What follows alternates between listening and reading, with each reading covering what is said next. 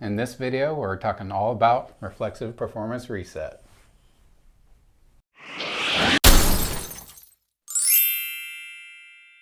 Welcome back to another episode of Twins Talk Therapy. I'm Aaron. And I'm Adam. And we have combined 30 years of experience in massage therapy, athletic training, and physical therapy assistant. And in this video, we're talking about Reflexive Performance Reset. So what is Reflexive Performance Reset? Adam, did you want to go ahead and describe that, talk about it a little bit? Yeah, so Reflexive Performance Reset is a series of 13 points that are correlated to neurolymphatic points, and they're just getting your nervous system primed and tuned for athletic activity. People are preventing injury and setting new PRs all the time with this stuff, so let's get into it. All right, everyone, so RPR, or Reflexive Performance Reset, was started by three guys, JL, Chris, and Cal. They came up with this system of pressure points that you hit on your body to prime yourself for athletic performances or physical activity. And it just primes the nervous system to prevent injury and to improve performance. And behind me here are 13 points. And so I'm going to go over the first one real quick. The first one is the diaphragm. The diaphragm is to unlock your diaphragm and so that you can breathe properly, which is the number one important rule with RPR, is breathing properly. When we say that, we're talking about diaphragmatic breathing, breathing with your diaphragm. And how you do that, I'm going to stand to the side here and show you. When you breathe in, your stomach should come out. When you exhale, you tuck your tummy in. Usually it feels backwards from how most people normally breathe, but breathing is everyone's most dysfunctional pattern. So we all need to learn how to breathe correctly, and the diaphragm point helps us do that. So the yellow shaded area shows you where to activate, and the way you activate is simply with the tip of your thumb, and you're going to go down the chest bone till the bottom, and then you take both thumbs and you go along the edge of your rib cage. And then you come back up to the top, and you do that a couple times, about 10 seconds worth. And then you want to take a few good diaphragmatic breaths before we move on to the next point. All right, so the next point we're going to talk about is the psoas reflexive point. So in order to perform this one, you're going to take your thumbs, you're going to find your navel or your belly button, you're going to go out about an inch, and then you're going to go down about another inch, and you're going to kind of tilt those thumbs about 45-degree angle towards your spine, and then you're just going to kind of go up and down. And this is just to unlock the psoas. It's our main hip flexor muscle. So just go for about 10 seconds, and then you're going to have primed your psoas major muscles or your hip flexors. All right, so the third point is the glutes. And this is a strange point because it's not anywhere close to what you're activating. Obviously, the glutes are your butt muscles, but the base of the skull and behind the jawbone are the 2 points you're going to activate for the glutes. And an analogy for this is the light switch in a room might be on one side of the room, but it turns the light on the other side of the room. So they're in two different spots, but it still is what activates the glutes. So to do the base of the skull, you're just going to take your fingers and you're going to go at the base of your skull and just scrub from inside out and outside back in. Do that for about 10 seconds. And then the second point is right behind your jawbone, underneath your ear, and you're going to scrub up and down. And this point is very tender, but you'll be amazed at how it unlocks your glute muscles. And unlocking the glute muscles helps your hamstrings to not compensate. So a lot of times you can check your hamstring flexibility after you unlock your glutes, and you'll be amazed at how much more flexibility you have in your hamstrings. And lastly, I want to mention before we leave zone 1, it's very important to do these in order. So we're going through zone 1, and then we'll go through zone 2 and zone 3. If you're going to do RPR, you can't do it out of order. That's the only rule, is you have to do it in order. All right, so zone number 4, we're getting into zone 2. Reflexive point number 4, zone 2. This is for unlocking the hamstrings. And what you're going to do is just follow the back point of your hip bone that goes in that crest on each side. So you're going to find that on the back. So once you find that point, again, just kind of tilting those thumbs, and you're going to scrub, and then you're going to work down towards your tailbone.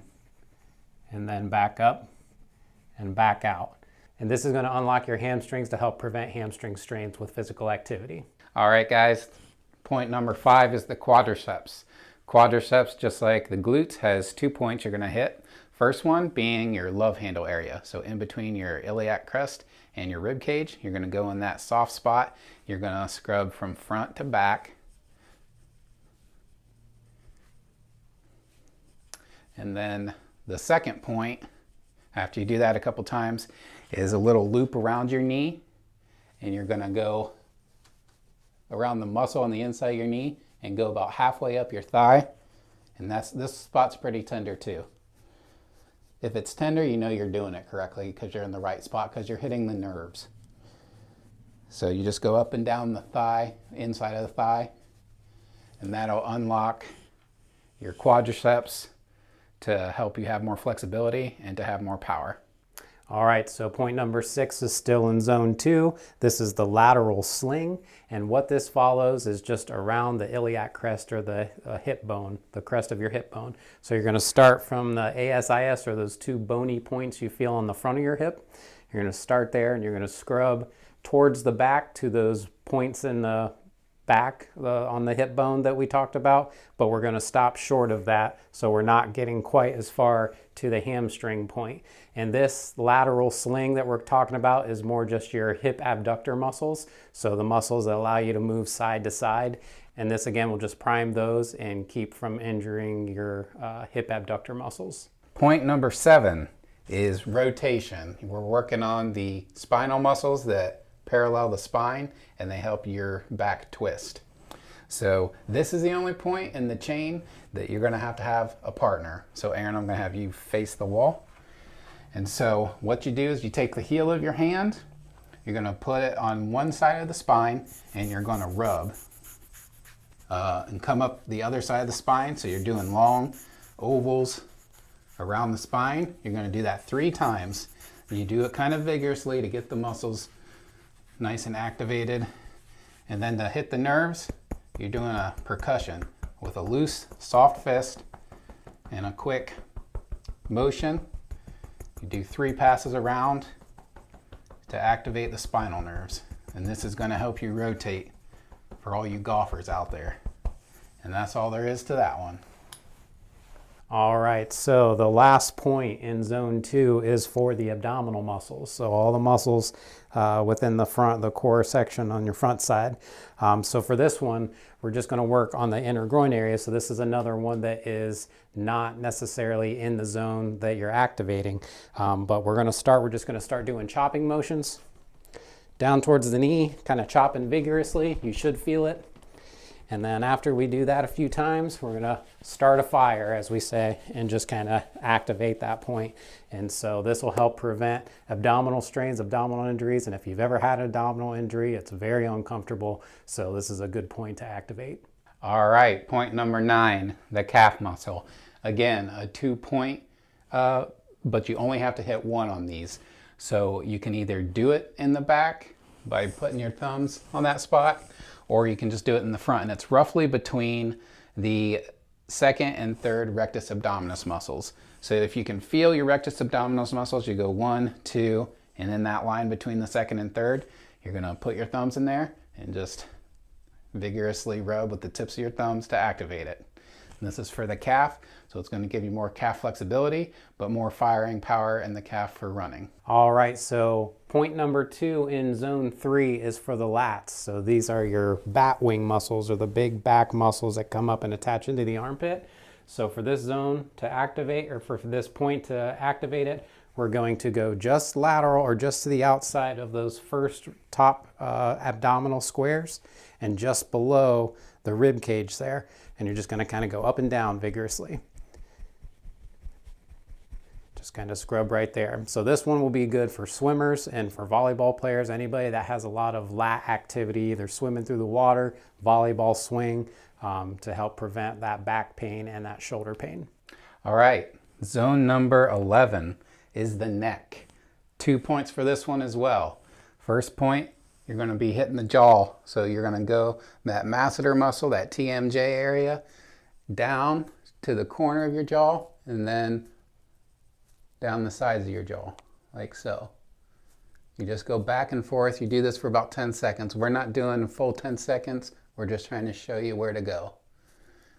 Second point is just below the collarbone. And again, you're taking your thumbs, you're scrubbing from inside out, and then just go from outside back towards the center. Do this for about 10 seconds.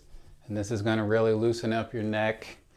Good for football players and any motions that you really need to look side to side, but also have that strength to prevent whiplash. All right, so point number 12 in zone 3 is the rotator cuff. So for this reflexive point to activate it, you're going to take your forefingers and kind of treat it like it's a saw, and you're going to go at an angle as if you were going to cut the arm off of your body, or kind of follow that outside edge of a tank top. You're going back and forth. You're going to switch, follow on the other side, and this will help activate the rotator cuff and help to try to prevent those rotator cuff injuries. All right, guys, point number 13, the last point, bringing it home. This is for the shoulder. So for this one, what you want to do is take the tip of your thumb and you're going to trace the border of your pectoralis muscle. So you're going to start up and down, scrubbing with the tips of your thumbs on the medial border of your pec.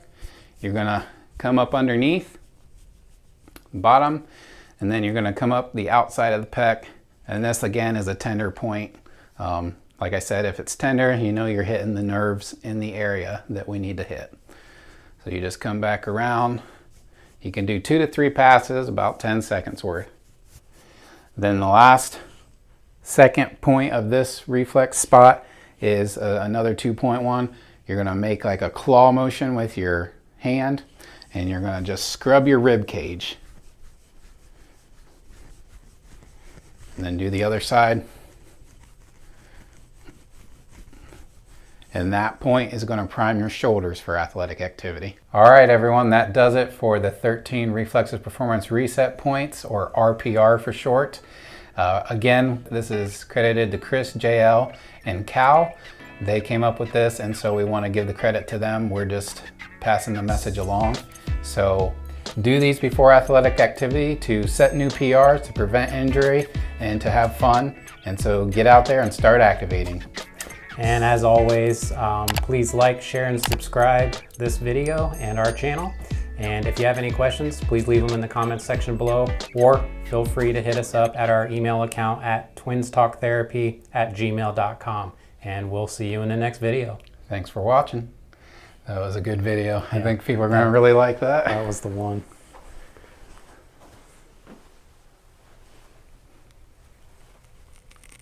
Are you guys still here? What are they doing? Go to reflexiveperformancereset.com. Go before there. you do that, subscribe. Yeah, click subscribe to our channel. Why are you still here? You gotta go. You got stuff to do. Go on. Bye. We'll see ya.